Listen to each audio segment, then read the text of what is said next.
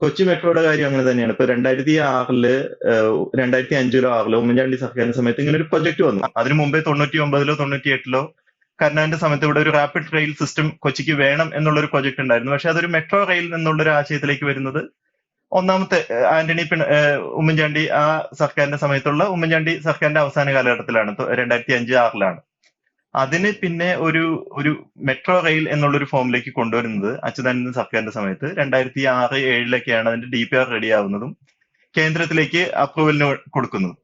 അന്ന് കേന്ദ്രം ഭരിച്ചിരുന്നത് കോൺഗ്രസ് ആണ്. അവർ ആ അപ്രൂവൽ നിഷേധിക്കുന്നു. അതിനുശേഷം ഇത് 2000 അച്യുതാനന്ദൻ സർക്കാർ കൊടുത്തത് കൊണ്ടായിരിക്കും അങ്ങനെ ഒരു നിരസിച്ചത്. അതിൽ അവർ പിന്നെ ഒരു രാഷ്ട്രീയം തീർച്ചയായിട്ടും കണ്ടിട്ടുണ്ടാവും.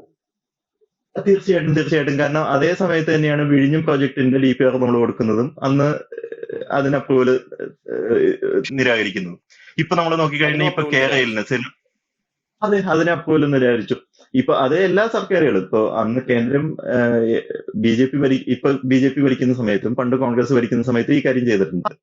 ഇപ്പോ നമ്മളിപ്പോ സിൽവർ ലൈന് സത്യത്തില് അനുമതി നിഷേധിക്കാനായിട്ട് യാതൊരു കാരണവുമില്ല. കാരണം ഇന്ത്യ മുഴുവൻ ഒരു ഹൈസ്പീഡ് റെയിൽ നെറ്റ്വർക്ക് വരുന്നുണ്ട്. അപ്പൊ അതിന്റെ ഭാഗമാവുക എന്നുള്ളത് കേരളത്തിന്റെ ഒരു ഒരു സ്വാഭാവിക നീതിയാണ്. പക്ഷെ അവര് അതിന് അനുമതി തരുന്നില്ല. അതിന് വളരെ ഫ്ലിംസി ആയിട്ടുള്ള കാരണങ്ങളാണ് അവർ പറയുന്നത്.